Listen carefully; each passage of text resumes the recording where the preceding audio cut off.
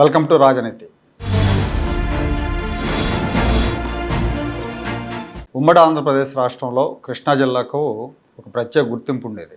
స్వాతంత్రానికి ముందు నుంచి కూడా అభ్యుదయ భావజాలం, సామాజిక చైతన్యం ఎక్కువగా ఉన్న ప్రాంతం ఇది. స్వతంత్ర పోరాటంలో అగ్రభాగాన్ని నిలిచింది ఈ జిల్లా. కమ్యూనిస్టు ఉద్యమానికి కేంద్ర స్థానంగా ఉండేది. భిన్న రంగాల్లో ప్రతిభావంతులకు నిలయంగా ఉండేది కృష్ణా జిల్లా. కమ్యూనిస్టుల ప్రాబల్యం వల్లే అప్పట్లో విజయవాడ రాజధాని కాలేకపోయింది అనేది వాస్తవం. ఆ రోజున ఉమ్మడి మద్రాసు రాష్ట్రం నుంచి ఆంధ్ర విడిపోయినప్పుడు విజయవాడ రాజధాని కాకపోవటానికి ఇక్కడ కమ్యూనిస్టుల ప్రాబల్యం ఉండటమే కారణం అనేది చాలామంది చెప్తూ ఉంటారు. ఇక్కడ జమీందారీ విధానానికి వ్యతిరేకంగా రైతాంగ ఉద్యమాలు జరిగినాయి. తెలంగాణ సాయుధ పోరాటంలో పాల్గొన్న ఉద్యమకారులకు ఈ జిల్లావాసులు సహకారం అందించారు, షెల్టర్ ఇచ్చారు.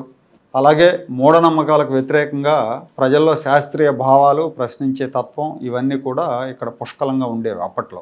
మహానుభావులు త్రిపురనేని రామస్వామి చౌదరి, గోపరాజు రామచంద్రరావు లాంటి వాళ్ళు ప్రజల్ని మూఢనమ్మకాలకు వ్యతిరేకంగా చైతన్యపరిచారు.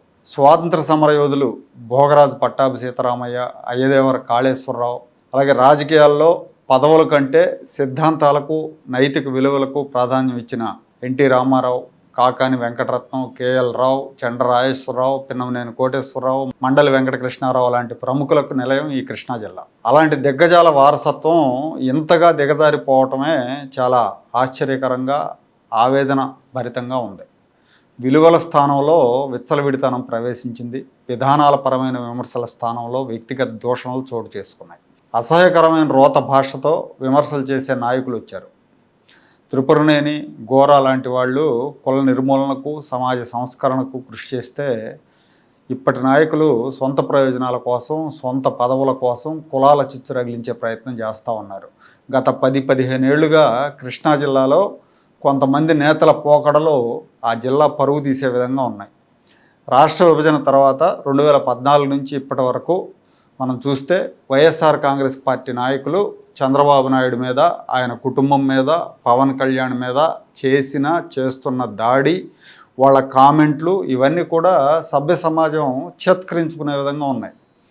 ఇలాంటి భాషనే వాళ్ళ ఇళ్లలో పిల్లలకు కూడా నేర్పగలరా అని ప్రశ్నిస్తే దానికి సమాధానం ఉందా? వైసీపీలో పేరు నాని, జోగి రమేష్, కొడాలి నాని, వల్లభనేని వంశీ, వెల్లంపల్లి శ్రీనివాస్ లాంటి నేతలు ఎంత ఘోరంగా మాట్లాడతారో అందరం చూసాం. అధికారం పోయిన తర్వాత, మన 2024లో అధికారం పోయిన తర్వాత మిగతా కొంతమంది సైలెంట్ అయ్యారు, కానీ పేరు నాని, జోగి రమేష్ ఇంకా రెచ్చిపోయి మాట్లాడుతూనే ఉన్నారు. మగతనాల గురించి, వెంట్రుకలు పేకటం గురించి మాట్లాడుతున్నారు. ప్రత్యర్థి పార్టీ నేతల మీద అసభ్యకరమైన భాషతో రెచ్చిపోతున్నారు. ఇక అధికార పార్టీ కూడా తక్కువేం కాదు. అధికార పార్టీలో ఉన్న ప్రజాప్రతినిధులది ఇంకొక పోకడ. వైసీపీ నేతలు ప్రత్యర్థి పార్టీ మీద పడతా ఉంటే వీళ్ళు సొంత పార్టీని ఇబ్బంది పెట్టే చర్యల్లో తీవ్రంగా నిమగ్నం అయిపోయారు. ఉమ్మడి జిల్లాలో గెలిచిన కొంతమంది ప్రజాప్రతినిధుల వ్యవహార శైలి మీద అధిష్టానం కూడా ఆగ్రహంతో ఉంది. అయినప్పటికీ వాళ్ళ మీద చర్యలు తీసుకోలేని పరిస్థితి.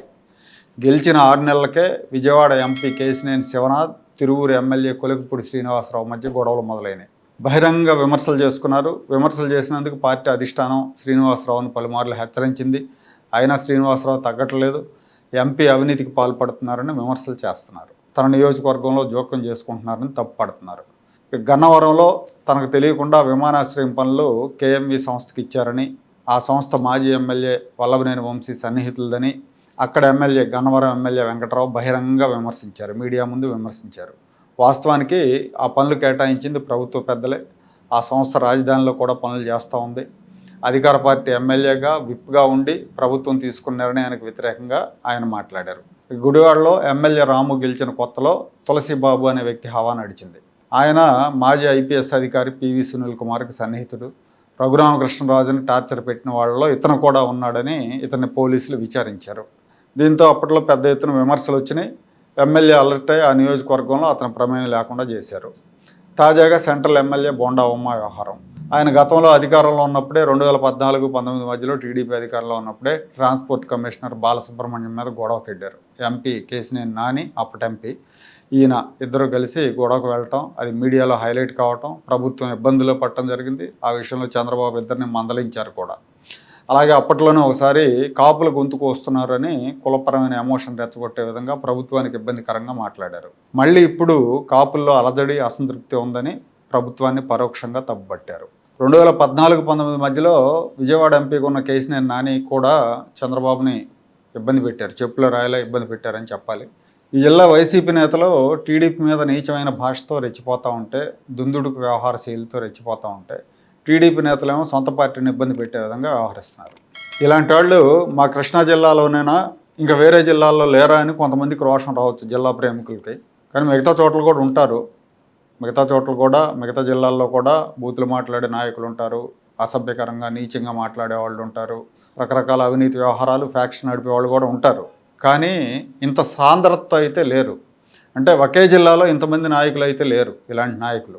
పైగా ఇంకో ముఖ్యమైన విషయం ఏంటంటే, మిగతా జిల్లాల కంటే ఈ జిల్లాకున్న చరిత్ర ఉత్కృష్టమైంది. ఈ జిల్లాకు గొప్ప నాయకుల వారసత్వం ఉంది. కాబట్టి ఖచ్చితంగా ఇది చర్చించాల్సిన విషయమే.